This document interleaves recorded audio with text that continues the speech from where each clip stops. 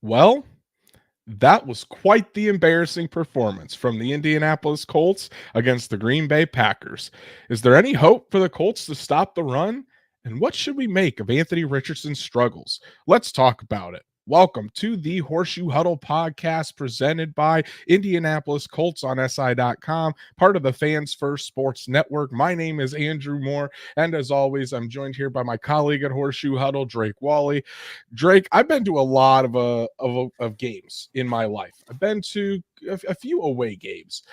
First of all, shout out to the Green Bay fan base. Shout out to Lambeau Field. That place is incredible. Absolutely an incredible stadium, incredible fans, very nice fans. But man, they care about their Packers. So everything about Green Bay was excellent.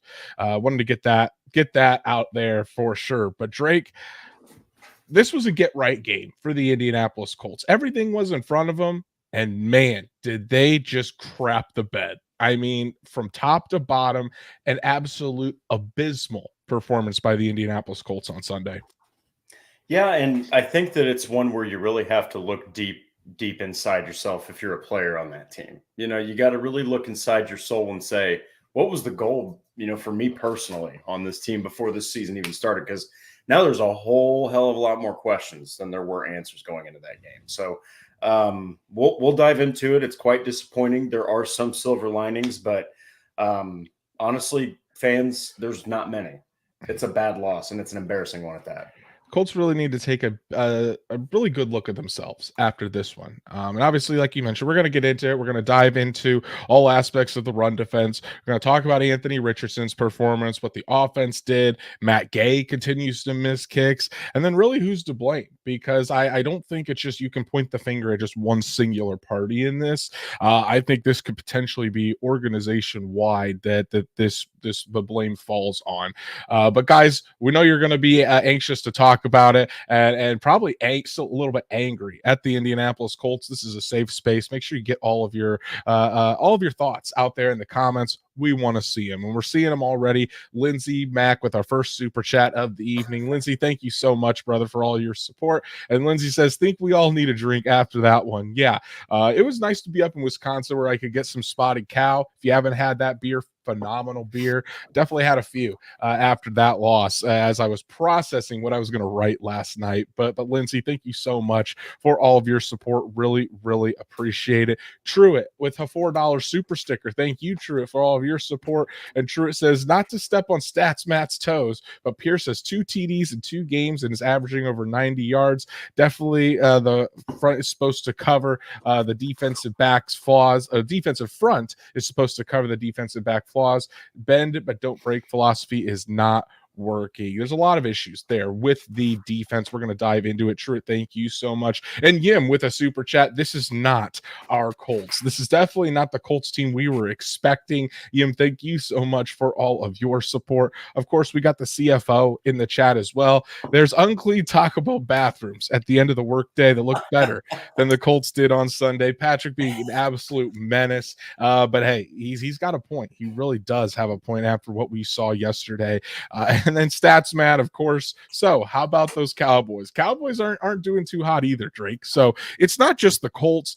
Yeah, they're America's team. They're America's team. It's not just the Colts that had a really bad Sunday, but man, 0-2 certainly isn't very fun. So I see, Patrick, you got a super chat in there. We're going to dive into that as well. So I'm going to hold off, but make sure you go follow us on all of our socials, like Horseshoe Huddle on Facebook, follow at Colts_SI on X, and subscribe to the Horseshoe Huddle YouTube channel. Hit that bell so you know when Drake and I go live every Monday and Thursday night, or when Noah goes live with the Shoehorn Podcast. You're never going to want to miss us. And if you can't catch us live or on YouTube, wherever you listen to podcasts, make sure you subscribe, give us a 5-star review so we can continue to reach other Colts fans just like you. So Drake, let's really dive into this here, buddy. The Colts were embarrassed by the Packers 16-10. The Colts still at the end had a chance to win, but even though they were mathematically had a chance to win, it never really felt like they were going to win this game, even on that last drive. I think that once the Packers, even they punted it back to the Colts, there was about 40 seconds left.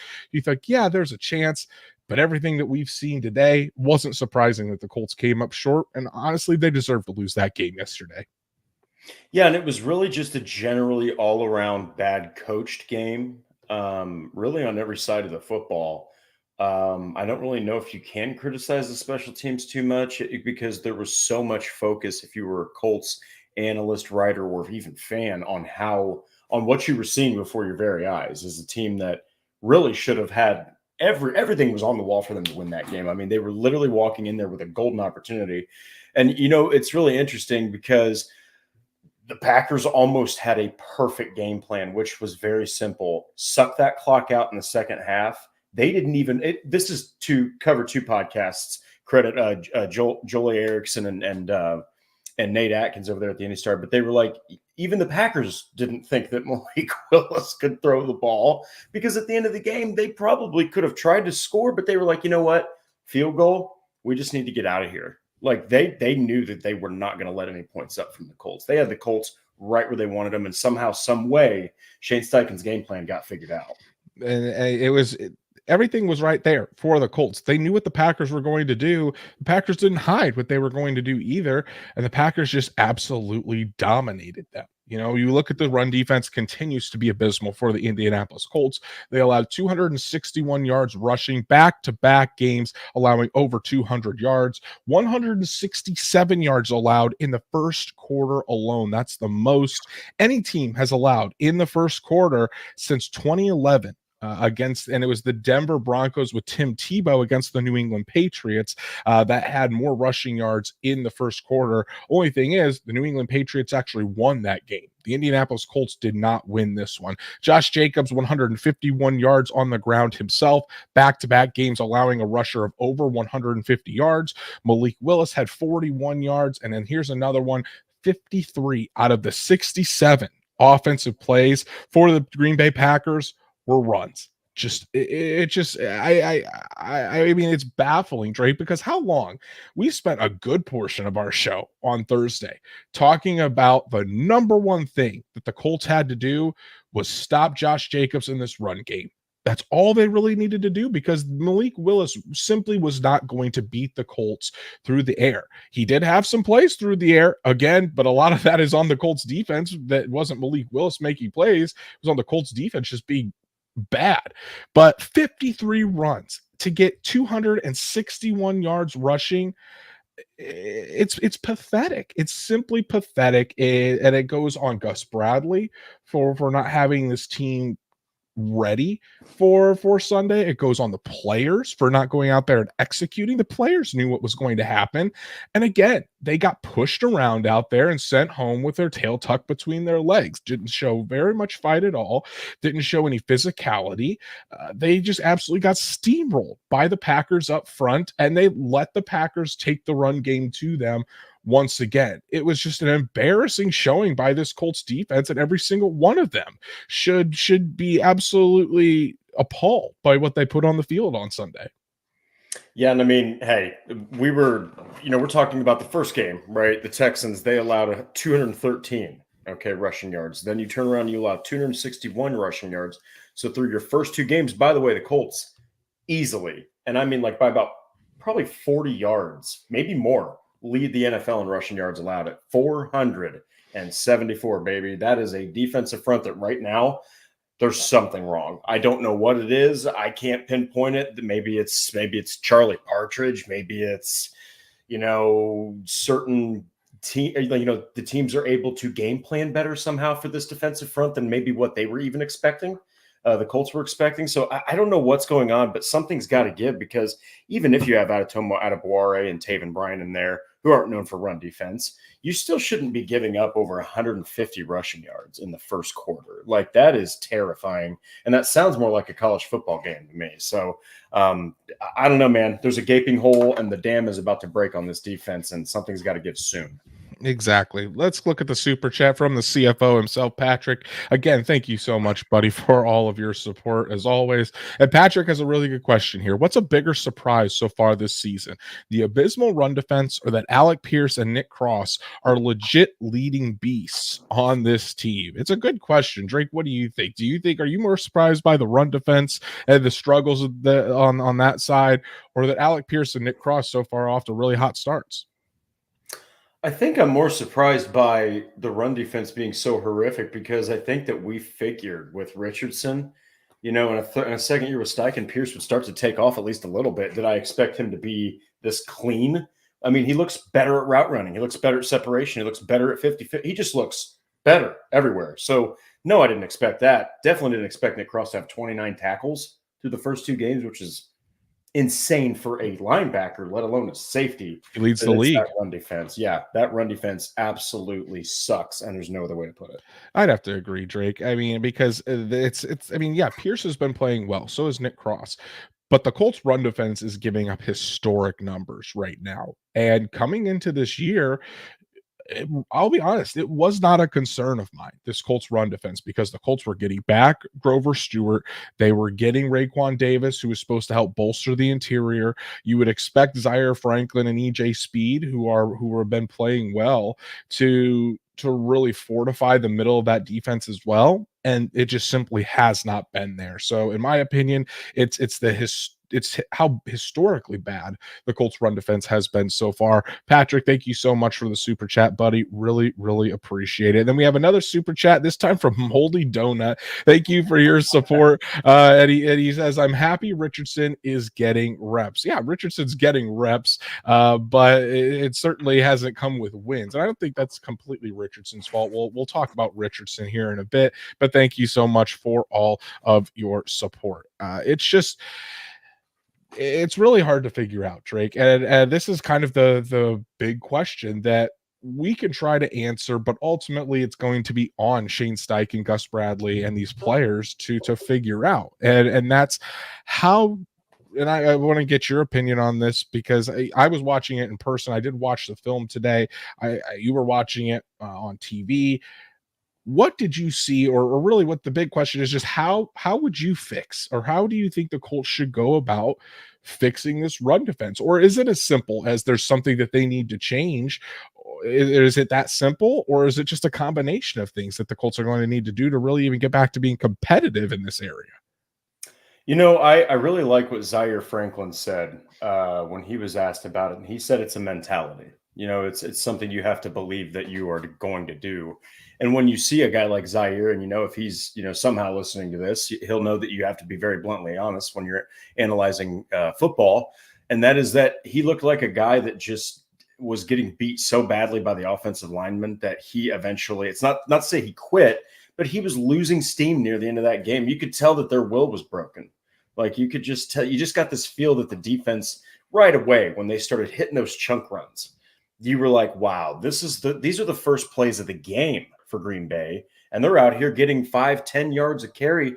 Something else that's interesting. I don't know if we had this in our outline, Andrew, but so again, last week, the Texans game, they had 20 minutes of possession time out of 60. I think they had 19 in the game against the Packers. Okay. So the Colts, they don't even have the ball on offense, man. So it's like they're not only getting beat up front, they're not only getting beat on the second level and sometimes the third level by the ground game. They're getting beat as far as will, and they're getting beat in a game plan. They're getting beat everywhere right now. So I don't know, man. I think as far as what needs to change, I like I said, for run defense, I think it is what Zaire Franklin said. They have to maybe have a team players only meeting and say, guys, we have to get a mentality to go smash Caleb Williams next week. Yeah, and I think that's a good start. I really do. And Yim is basically asking this question that we're trying to answer here. So wanted to put Yim up there again. Thank you so much for all of your support. Guys, Drake is going to be drunk by the time we even get to the halfway point of this show. And that's fine. Let's keep them rolling. You guys are doing awesome. Thank you so much. But Yim says, what's the key to a quick turnaround in your opinion? And I don't know if there is a key to a quick turnaround, because let's be honest, this has happened in back-to-back games. I think it's going to take a lot of different things. I think if you start with the coaching staff, it's got to change. It's got to be on the onus of Gus Bradley to change things, to find out how to change things schematically. He has not been able to do that. I mean, and it's been obvious. There's been multiple people. Even Coach Belichick today on Pat McAfee's show said that when he watched it, he just didn't see any adjustments by Gus Bradley.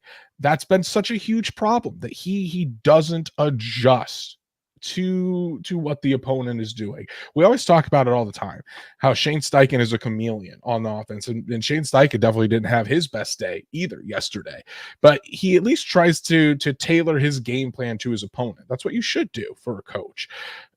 Gus Bradley, it seems like, is the complete opposite. He runs his scheme through hell or high water, and if it works, fantastic. If not, then you end up with things like this. So I do think it's on it's on Gus Bradley to get this team prepared and make sure that is a focus. I think it is on the defensive line coach. I think it's on Charlie Partridge, because I mean, what's the big change from last year to this year in terms of the coaching staff? Charlie Partridge. Now, I don't know enough to say what has Charlie Partridge done that like the differences from last year to this year that could be a problem as far as the defensive line.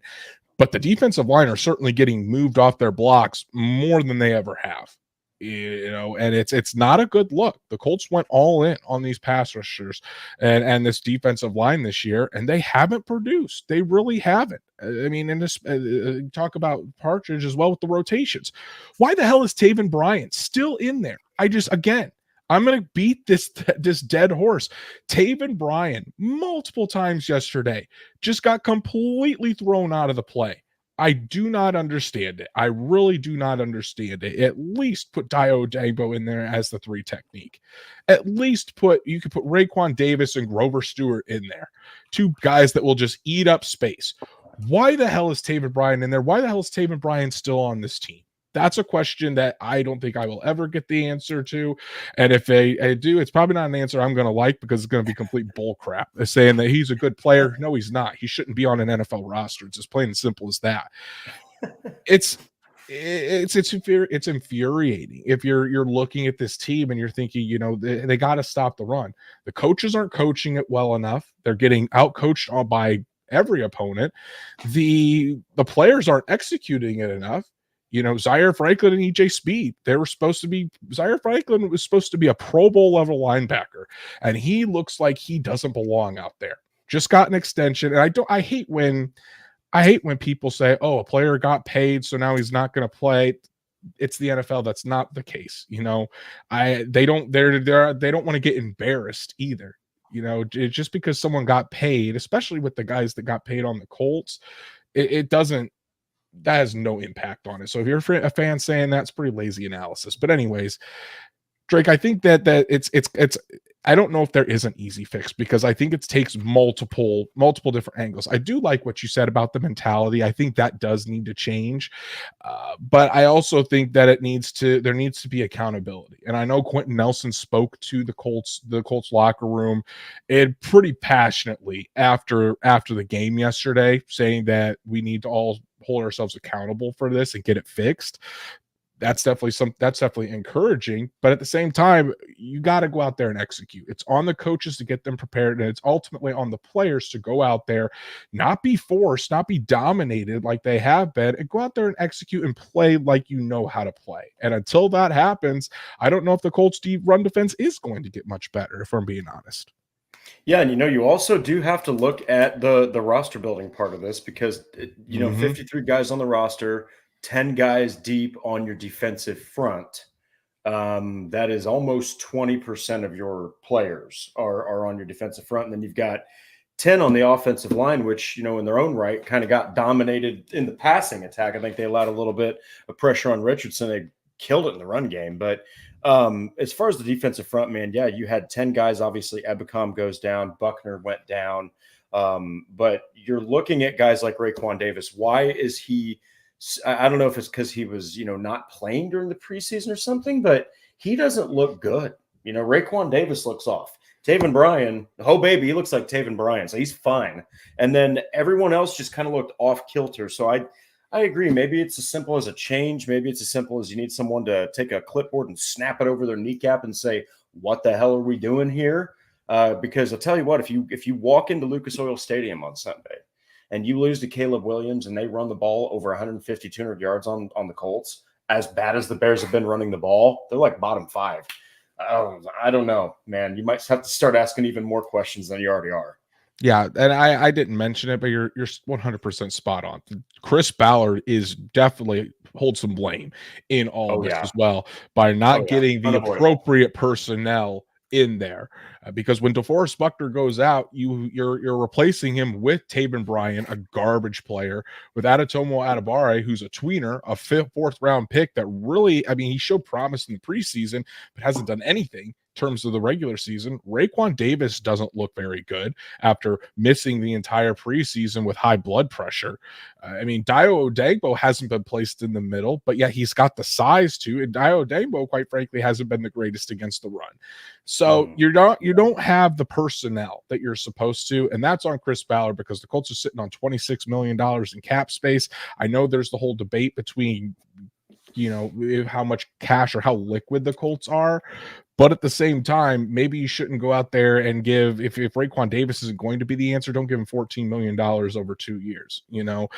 Maybe instead of going out there and re-signing Taven Bryan, go out there and get somebody else that can actually be a good player for you. I see we've got some super chats. Paul Wilson, I see your super chat. We're actually going to talk about that later. So when we do talk about Jonathan Taylor, I'm going to bring up your super chat. I am not forgetting you whatsoever. Patrick, again, thank you for your super chat. Ballard, we got the best effing pass rusher in the draft. NFL, cool story, bro. We'll just run it 50 times a game. And I don't think this is on Latu. I really don't. Latu, I think once Latu is going to be good. Again, he just hasn't had the opportunities. And that's, again, another qualm that I have with this defensive line rotation. It just doesn't seem like there's any rhyme or reason for it. Guys are just coming in at random times, it seems. There needs to be an actual concrete rotation, and there isn't one. That's on Charlie Partridge as well. But I mean, I don't think this is on Latu. I just think that Ballard should have addressed that. Maybe instead of drafting two cornerbacks in the 5th and 6th round that aren't even on your roster, maybe take a defensive tackle there. Maybe instead of taking a guard in the 4th round, a guard center in the 4th round that isn't going to be, that's been a healthy scratch so far, maybe you take a defensive tackle there. Definitely some other decisions that could have been made in the draft. But Patrick, thank you so much for all of your support. Really, really do appreciate it. But Drake, we're now got 22 minutes on the Colts run defense. Let's talk about another topic here, and that is Anthony Richardson. We'll switch over to the offensive side of the ball with Anthony Richardson. Not his best day. Really not his best day. 17 for 34, 204 yards, a touchdown, 3 interceptions. Really, it was 2 interceptions. The third one was on a Hail Mary. Who cares at that point? But the 2 interceptions on Anthony Richardson, Drake, bad interceptions by Richardson. The first one was an overthrow to Alec Pierce. He had Pierce open, but Richardson tried to throw it off his back foot, and it sailed right into the arms of Xavier McKinney. On the second one, it seemed like he stared down Michael Pittman, and it was from where I was sitting in Lambeau Field, saw it the entire way. As soon as he released it, the linebacker, again, didn't really even need to move. It was like the linebacker was running the route for Michael Pittman Jr. So really 2 crucial mistakes for Anthony Richardson. He also didn't get much help on the offensive side of the ball as well. But in your opinion, what do you think went wrong there with Anthony Richardson, or what do you make of his struggles here in his first true test on the road? He looked pretty bad as far as passing, which this was a game, not this game specifically, but I think that we felt, Andrew, like this was inevitable. You were going to get a game like this, and last year you didn't really have time to have one, right? I thought that on the first interception, he stood in the pocket, but like you said, he kind of faded back, and that ball went more at an upward trajectory and looked more like a punt. And just because he has a cannon, I said it multiple times, this guy's going to have to learn how to dial that thing in because there's so much power behind those throws. I mean, it leaves his hands so quickly. So the second interception he threw, though, totally on him. Like you said, Pittman, I think, either ran a slout or an in-breaking dig. And I mean, the linebacker basically just followed his route. And Richardson looked right at him, and then fired it right over the top. And so you kind of knew that was going to happen as soon as that ball left his hands. But honestly, there were times where he looked okay. He threw a nice touchdown to Alec Pierce. He stayed looking downfield. You can tell he wants to be a pocket passer. I just think 34 attempts is an absolute hellacious amount to ask your running quarterback that's got all these athletic abilities and a vertical passing type of approach here to that's a lot of passes, so I'm not surprised to see the completion percentage down that far. I think you should have ran the ball more. And we're all really asking the big question is what the hell was going on with the ground game and Jonathan Taylor. So just a lot of questions. I thought AR at times looked good, but yeah, man, he really did look like an inexperienced quarterback. And this is what we were talking about, the ups and downs of the season for Anthony Richardson. There's going to be games where he looks really, really good. There's going to be games like what happened on Sunday where he doesn't look good at all. That's just how life is in the NFL. Guys have to remember, that was start number 19 for Anthony Richardson since high school. And it really only a 6th start in the NFL as well. So it's going to take some time. It really is. This is how a lot of regular franchises have to get used to their rookie quarterback and their young quarterback. Colts fans, I think, have been spoiled by seeing Peyton Manning. And Peyton Manning definitely struggled his first season in the NFL. It's been well documented. But Andrew Luck came in. And while Andrew Luck had his ups and downs, Andrew Luck was ready to go. I also think that seeing the quick success that CJ Stroud had, the quick success of Patrick Mahomes, you guys have to remember that's an outlier in the NFL. I mean, when you look at guys that are really comparable to Anthony Richardson, like Josh Allen, it took him 2.5 years really for Josh Allen to get going. It took Jalen Hurts a little over about 2 seasons to get going as well. It takes time with these young quarterbacks. And what really hurts is because, and I think what has thrown off the timeline for a lot of people is Richardson, the injury to Richardson as well, because people are looking at his rookie years, last year being a rookie and this year 2, things should get going. Again, he only played in 4 games last year, guys, and it wasn't long enough to really get his feet wet and going in the NFL. It's just going to take some time. And was Richardson bad yesterday? Yeah, I thought there were multiple instances where he wasn't good. The drop certainly did not help. I think we're talking about a much different stat line and maybe a much different game, even despite the struggles of the defense, if some of those key catches were made. But again, he still made 2 crucial interceptions, and those were on drives, Drake, where the Colts offense was actually starting to move the football down the field, and both times just completely stopped that drive right in his tracks by interceptions that really only Anthony Richardson can shoulder the blame. And he did after the game. He said that they were all on him. You could tell that his performance really bothered him yesterday, and how he talked, what he said after the game, the tone of his voice. He took that one hard. And Ryan Kelly even said it today that Richardson wears his emotions on his sleeve. He took the brunt of the blame for it yesterday in the locker room. So he knows how poorly he played. And I think, again, this is a really good teaching moment for Anthony Richardson as well. Am I worried about Anthony Richardson? No, I'm really not. It's going to take time. What I am worried about is I think I'm more worried about fans wanting to speed up this process and not being realistic about their expectations with Anthony Richardson, expecting him to be a Pro Bowler in year 1. That's not the case. Does he have the potential to do that? Sure. But more realistically, it's going to be a roller coaster this year, guys. We're going to see the ups and downs. That's just part of it with a year with a rookie quarterback, I say rookie quarterback. I know he technically isn't, but when a guy's only had 6 starts in the NFL, yes, this is basically still his rookie year. Yeah, and also something else is the fact that the guy was 21 years old last year, only played 4 games, then he's 22 this year. I mean, that is so unbelievably young. 2nd straight year being the youngest starting quarterback week 1. I think that people just need to pump the brakes and just wait, because one of these games this season, I promise you, he is going to have a breakout performance. Yeah, and this is kind of what I'm getting at. Nathan, I don't mean to call you out here, but he says next year will be a make or break year for Anthony Richardson, year 3. Again, you can't really call next year 3. This is technically year 1 for Anthony Richardson. The Colts are building this thing around Anthony Richardson. They're going to give him every opportunity to succeed. It's not going to be a make or break year for Richardson next year. It's going to take plenty of time. Next year is realistically year 2 for Anthony Richardson. Maybe the year after that, when the Colts are looking at that 5th-year option, that's when it's going to be ultimately the make or break year for Anthony Richardson. But not after this kid is only making like 20 starts in the NFL. Okay. We all knew that this was going to be the case coming in. They're going to give Anthony Richardson plenty of time, at least 3 to 4 years to figure this thing out.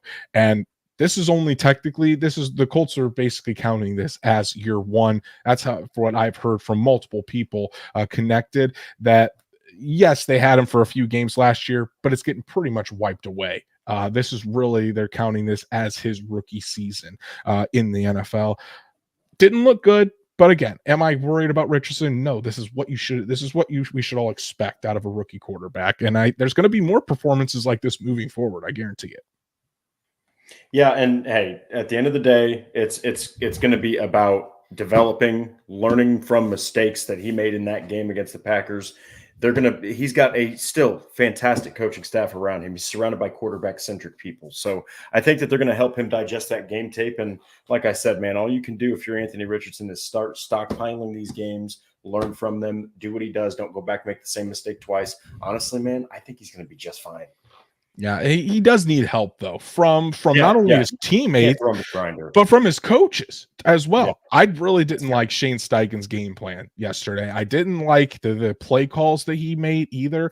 They made it seemed like the reads it didn't give Anthony Richardson anything easy to get into a rhythm, but the offense as well. No help, Drake. I mean, drops were a major problem. Michael Pittman Jr., Adonai Mitchell, again, multiple miscommunications with Adonai Mitchell where he wasn't ready for the football when Anthony Richardson was throwing it to him. I do think I still believe that will get fixed, but it needs to we need to start seeing progress in that area of that getting fixed quickly. Otherwise, if it doesn't, that's ultimately not going to be Anthony Richardson not being on the field more. It's going to be Adonai Mitchell isn't going to be on the field as much if he can't get that chemistry down with Anthony Richardson. But those 2 wide receivers had drops. I mean, Alec Pierce slipped coming back from a football. Kylan Granson slipped and had a drop. Jonathan Taylor had at least 2 drops. At the end of the day, yes, the 17 for 34 is bad, and Richardson did miss some throws, but there were at least seven passes that could have been caught, and most of them probably should have been caught, that you're probably looking at Anthony Richardson's completion percentage being higher in that regard. And again, the offensive success is going to be higher in that regard as well. It wasn't just Richardson who was off yesterday. It seemed pretty much the entire Colts offense in the passing game was off yesterday. Yeah, it was kind of like they were sleepwalking in the receiving game. It really seemed like there just wasn't. I don't want to say that there wasn't 100% effort being put out there. It just seemed when you were watching the game, they were dejected as hell. Absolutely dejected as hell. Didn't really seem like they wanted to be out there, but there is one play that really does stick out to me. And that is a deep pass down the right side. I think it was to A.D. Mitchell. You can even hear the broadcast. They're getting ready for a big old play. A.D. Mitchell's open. And A.D. Mitchell just halts up on the route. And I mean, that ball drops incomplete. And if he would have skied up to get that, probably comes down with that football. Even if he stays in stride, probably comes down with that football. So now you've got people immediately, Andrew, going to remember what they said about him not having he had effort issues in college. You're starting to get that. And it's there's a little bit of reason to start talking about that now. So it's really just about, I think they have to just make sure everyone's in this to win. They need to make sure everyone's in this to develop. And like you said, man, Pierce over here has 8 out of 10 catches. All right. He has 8 catches out of 10 targets in his first 2 games. Mitchell's over here. I don't think he had a single catch yesterday. So, I mean, it's concerning, but I also think Mitchell's 21 years old and has to grow because he's also very, very young. Yeah, shout out to my beautiful wife Danielle for her nightly super sticker. Thank you so much for all of your support. And Stats Matt brings up a good point as well. Can we talk about how much half-assed route running there is? It's wild. That's something that I really do not understand. When you turn on the film, a lot of the wide receivers, a lot of tight ends, see, it's not just the wide receivers, it's tight ends. We'll just say the pass catchers it seems like are running their routes at half speed. And it's not just AD Mitchell though, Drake. There are multiple times where it seems like Mitchell has either slowed down on routes or I don't want to say given up on a route, but it just seems like he doesn't expect the ball to be there. And I do think that needs to change. I think Reggie Wayne needs to kind of nip that in the bud. He is a young player. He is still learning, but he does need to be nipped in the bud. But it's not just AD Mitchell. Michael Pittman Jr. has been, it seemed like, jogging some routes at times. It seems like Kylan Granson has been doing it. I've seen Andrew Ogletree do it. Really, the only player that I haven't seen do it is Alec Pierce. I mean, shout out to Alec Pierce, who is one of the only players that is producing at a high level on this team.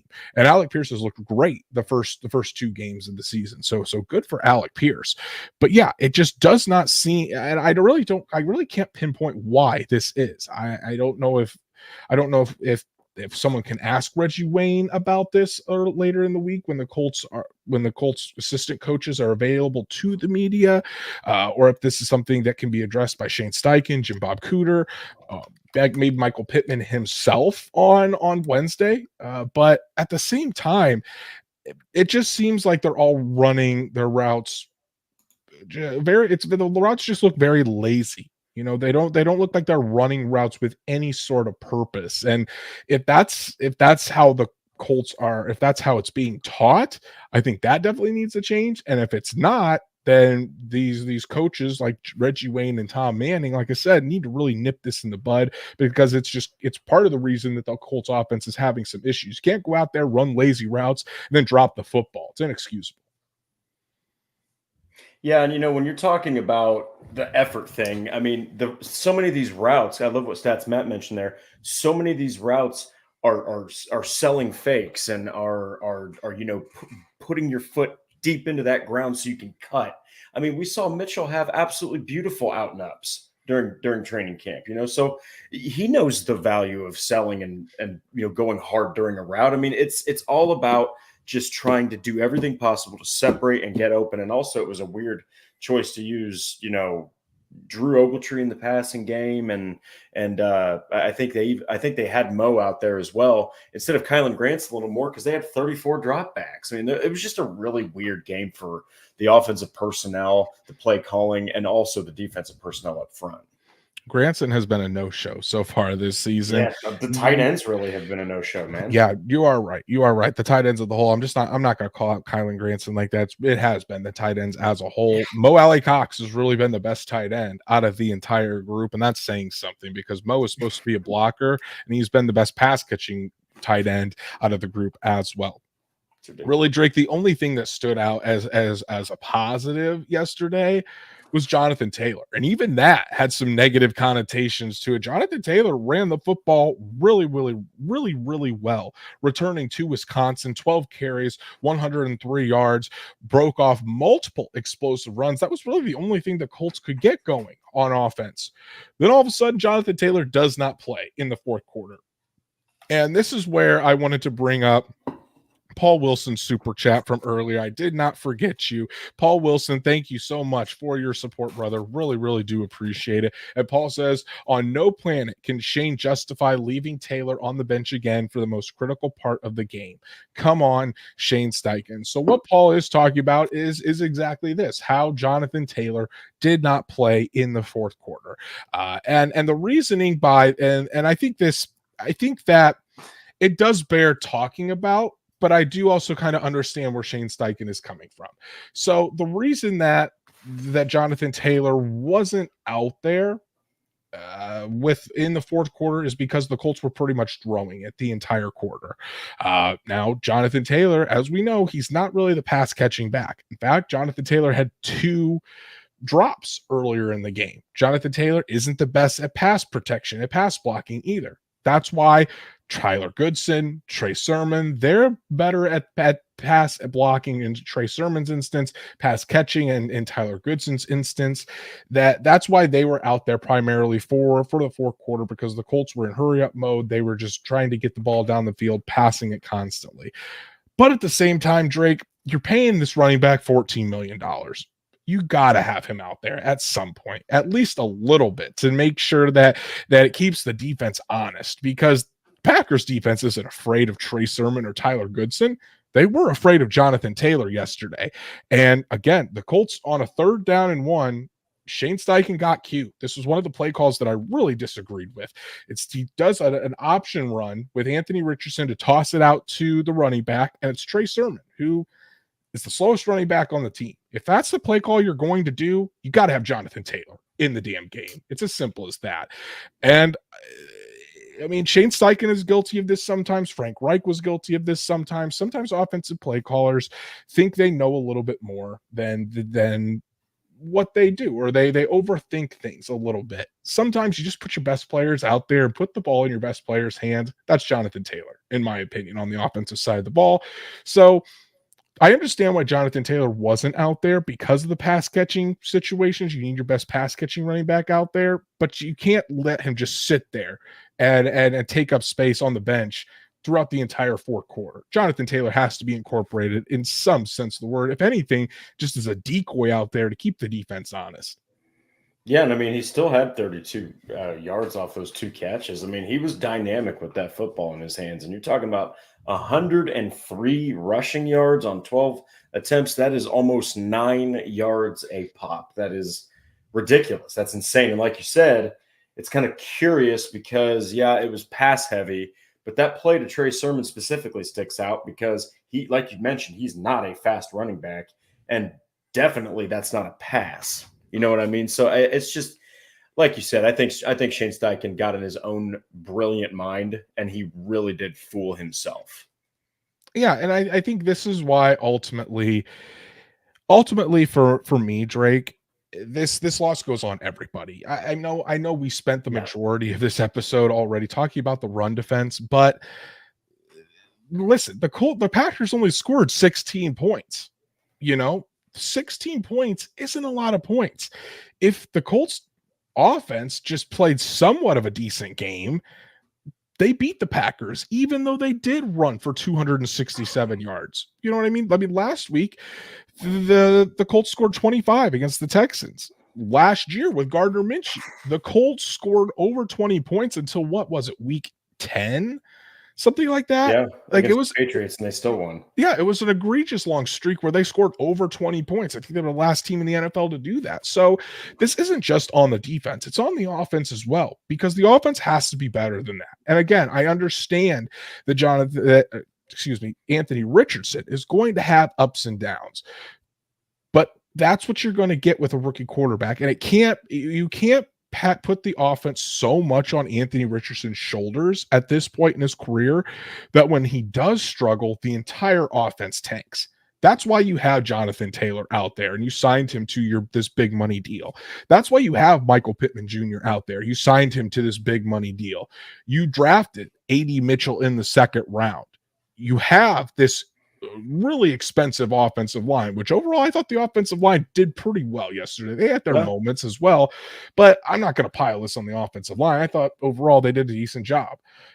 You can't just put the entire thing on Anthony Richardson's shoulders in his 6th start in the NFL. That's not how it should be. That's not what the Colts, I think, were trying to build. And if the thought was we have Anthony Richardson, we'll be fine. That's again, roster building malpractice that starts with Chris Ballard and it goes on down the line.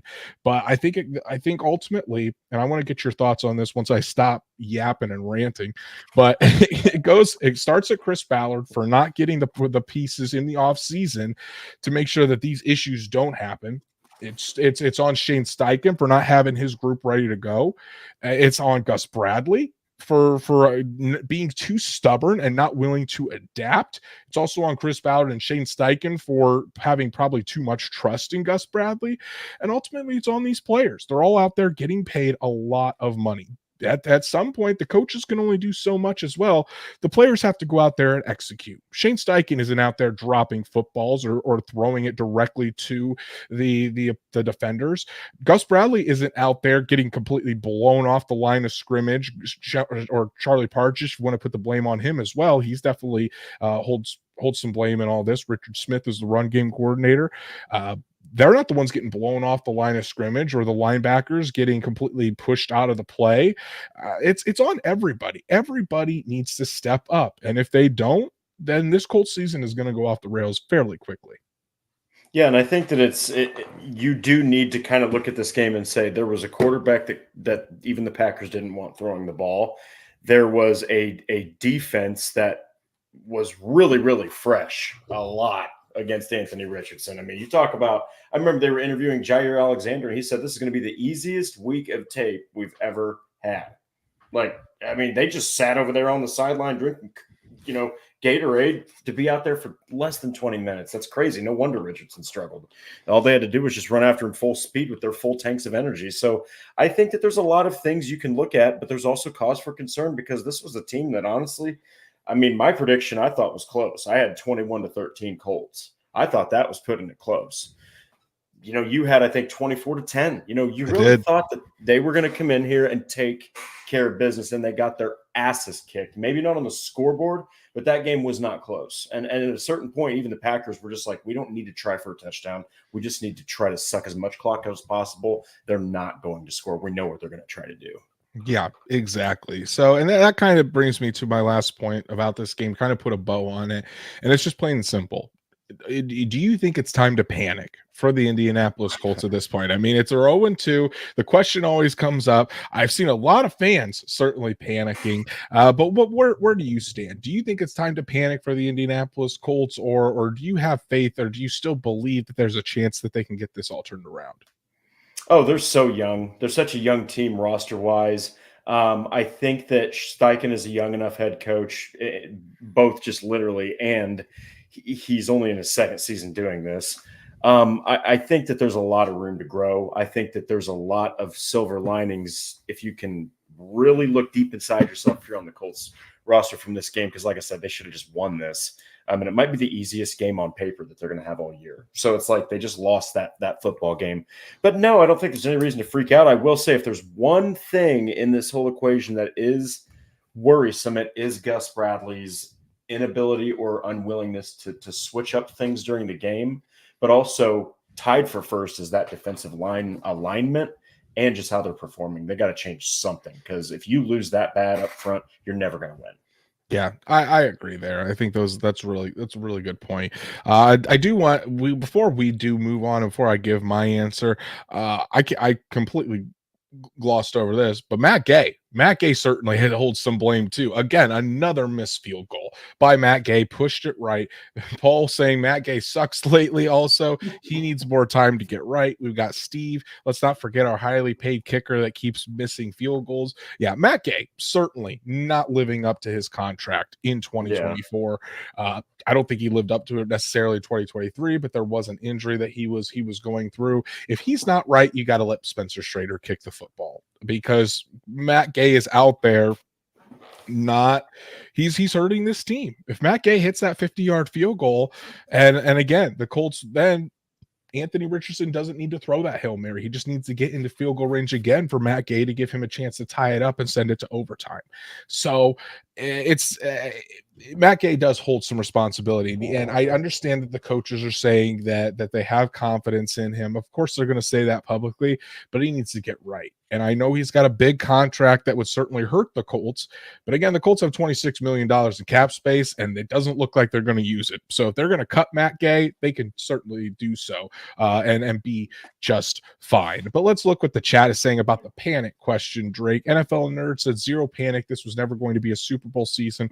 It's a season to learn and grow. NFL Nerd, I think that is one of the most I'm trying to think of the right word. It's probably one of the best takes that I've seen. It's Best isn't the right responsible as word. hell. It's one of the most even keel and level-headed responses that I've seen. So good for you. Stats, Matt. It's not time to panic yet, but it's starting to hang off the mountain to disaster. So That's also not entirely, yeah. wrong. Yeah. Exactly. NFL nerd, let's credit the Packers coaches. Yes, the Colts were out coached yesterday as well. But yeah, Drake, I don't think it's time to panic yet. I do think that it is kind of where Stats Matt is saying that it's gut check time, and that things are about to fall down the mountain if they don't get fixed. Because if you start out 0-3, you're basically can realistically, and mathematically, I should say, there's always a chance you can make the playoffs. But realistically, if the Colts start 0-3, you can probably kiss the playoffs goodbye. And again, it is a season that is all about the learning and the growth of Anthony Richardson. But you also don't want to see all these players that you have considerable amount of money wrapped up into, like Michael Pittman Jr., Zaire Franklin, and the like, Grover Stewart, Kenny Moore, Buckner, even though Buckner got hurt, but Jonathan Taylor. You don't want to see those guys struggling and really regressing, because yes, Anthony Richardson could be growing, but those other guys are supposed to be the pillars to help Anthony Richardson. And if they're regressing, then that's a major problem that you're going to have to deal with. And it's not going to be easy to deal with, because those guys are locked into contracts for long. So not time to panic yet, but they got to get this fixed, and they got to get it fixed like now, starting this week against the Chicago Bears. Otherwise, it will be time to panic for the Indianapolis Colts. NFL nerd, only reason to panic would be a major AR injury, and so far so good. Again, thank you for all your support with the super chat, NFL nerd. So far so good with Anthony Richardson, bouncing up, hasn't really looked injured. He did look a little bit hobbled yesterday, but Shane Steichen said he was fine today. Anthony Richardson even said after the game that he's fine, so nothing to worry about there. But NFL nerd, thank you so much for all of your support. And speaking of injuries, Drake, let's talk about the Colts injury report, because that was a nasty one yesterday when we're talking about this with DeForest Buckner. I didn't see it. I mean, obviously it's hard to, you can't see any replays live at the stadium, but I did see the replay later on. Boy, that did not look good. That did not look good, getting that ankle rolled up under. And when I saw him getting walked off the field, couldn't put any weight on it. I was watching Buckner really more than I was watching the play on the field at that point. And just his body language did not look good. Gets carted back, but it does seem like the Colts dodged a major bullet with DeForest Buckner. He did leave the game early, obviously, but the reports are that it is just a sprain. X-rays were negative. I don't think he's going to play against the Chicago Bears, Drake, but it's not a broken ankle, and it doesn't seem like he's going to be out for an extended period of time. At least that's what the initial reports are, because if it was a broken ankle and Buckner was done for potentially the season, I mean, you could probably kiss the playoffs or any success for this Colts defense goodbye if Buckner's not out there. Yeah, and you're looking at this next matchup, right? And you're like, well, Chicago, they're still, trying to figure out their offensive line woes, but you also said that the Packers have Malik Willis. So you can't really count the Colts out of losing a game, I guess, at this point. But yes, don't expect Buckner to suit up on Sunday, because, I mean, he's massive. So for him to fall back and sit on his ankle like that, that had to have been outright painful as hell. Yeah, and you just especially for this defense's sake, you hope DeForest Buckner is back as quickly as possible. That's an injury we're going to be monitoring very closely and giving you guys all the updates as soon as they come out. Latu also left the game with a hip issue yesterday. He did not look right for a little bit before he even came out of the game, but Shane Steichen again said it doesn't seem too serious. That was the initial reports. So you're hoping that Latu could be back this week. We really don't have very much information on Latu's injury, but it doesn't seem like it's too serious. We'll get more information on Wednesday to see if Latu is practicing or not. But again, it looks like another bullet dodged for the Colts on the defensive line. Yeah, I mean, you've already lost Ebicom, for the season, and you might not have Buckner for a game or two. The last thing you need is also one of your now on the roster, I guess you could say one of your higher potential pass rushers not being able to suit up, especially in his rookie season. Yeah, exactly. You want Latu out there, kind of like Richardson. Latu needs to be out there getting as many reps as possible. And again, that's why I'm a little bit perturbed at the defensive line rotation when Latu needs to be out there again as much as possible. Julian Blackman was the only Colt that missed the game with that shoulder injury. Shane Steichen said he doesn't expect it to be a long-term injury, so that maybe that means Blackman is back this week. We did see with Blackman out, Nick Cross moved to strong safety. Rodney Thomas was the free safety. Thomas played, well, I wouldn't say well, but Thomas wasn't the major issue on Sunday for this Colts defense. And Nick Cross just continues to go out there and show out. But it is concerning when your safety is leading the NFL in tackles. That shouldn't happen. I mean, credit to Nick Cross, because without his tackling ability, Drake, this defense could probably look a lot worse. But Nick Cross is actually showing out and showing that he can be a starting caliber safety for this team. Yeah, but you do not want him to have to go out there and make 13, 14 tackles, because I mean, that's going to beat him down and wear him out, So I think that they want a little bit better run defense from at least your linebackers. Exactly.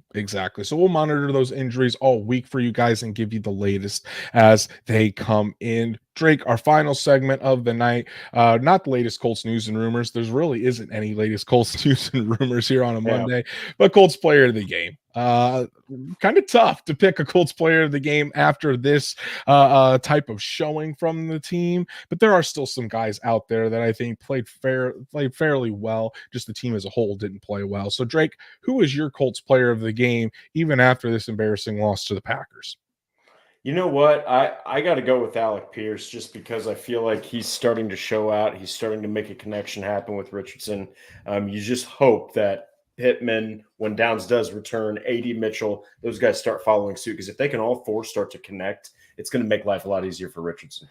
Exactly. I do like Pierce. I think he has been showing out, definitely been the best of the wide receivers so far, and it's good to see for yeah, you're not wrong there. It is good to see for as much flack as he got last year. Stats Matt saying Nick Cross is the only answer. We've got Sean Contright saying Pierce again. Paul Wilson with Cross, NFL Nerd with Cross. A lot of Nick Cross in the chat as the player of the game. I'm going to go to the offensive side of the ball. I'm going to go Jonathan Taylor, because without Jonathan Taylor, this game, again, I don't think is even close. I doubt that this Colts offense even really gets anywhere without Jonathan Taylor. Yes, they didn't score much really, and there's only one touchdown was to Alec Pierce.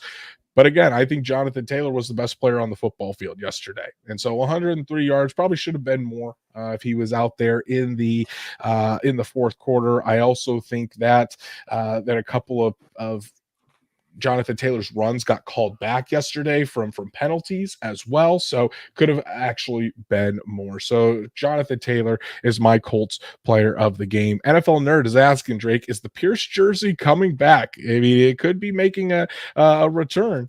I know you've got it out there. Oh yeah, it's definitely going to take the play. I mean, obviously you got to have the goats over there, but I mean, it's definitely making a comeback. I wore it during the Packers game, so Pierce still did well, but man, the rest of the team did not. So we'll see if it's bad juju to wear it, but it's clearly good juju to have it.